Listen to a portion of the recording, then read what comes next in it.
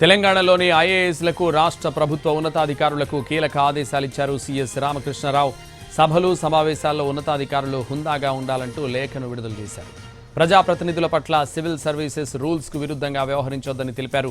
నిన్న అచ్చంపేట సభలో ఐఏఎస్ అధికారి శరత్ రేవంత్ కాళ్లు మొక్కడంపై ఆగ్రహం వ్యక్తం చేశారు.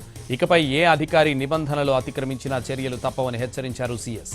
మరోవైపు ఐఏఎస్ శరత్ వ్యవహార శైలిపై సీఎం రేవంత్ రెడ్డి ఆగ్రహం వ్యక్తం చేశారు. నిన్న నాగర్ కర్నూల్ సభలో ఐఏఎస్ శరత్ తన కాళ్లు మొక్కడంపై అభ్యంతరం వ్యక్తం చేశారు.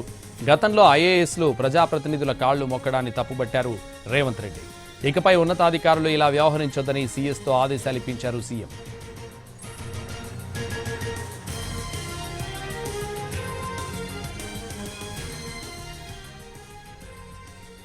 తెలంగాణలోని ఐఏఎస్లకు రాష్ట్ర ప్రభుత్వ ఉన్నతాధికారులకు కీలక ఆదేశాలిచ్చారు సీఎస్ రామకృష్ణరావు. సభలు సమావేశాల్లో ఉన్నతాధికారులు హుందాగా ఉండాలంటూ లేఖను విడుదల చేశారు. ప్రజాప్రతినిధుల పట్ల సివిల్ సర్వీసెస్ రూల్స్కు విరుద్ధంగా వ్యవహరించొద్దని తెలిపారు. నిన్న అచ్చంపేట సభలో ఐఏఎస్ అధికారి శరత్ రేవంత్ కాళ్లు మొక్కడంపై ఆగ్రహం వ్యక్తం చేశారు.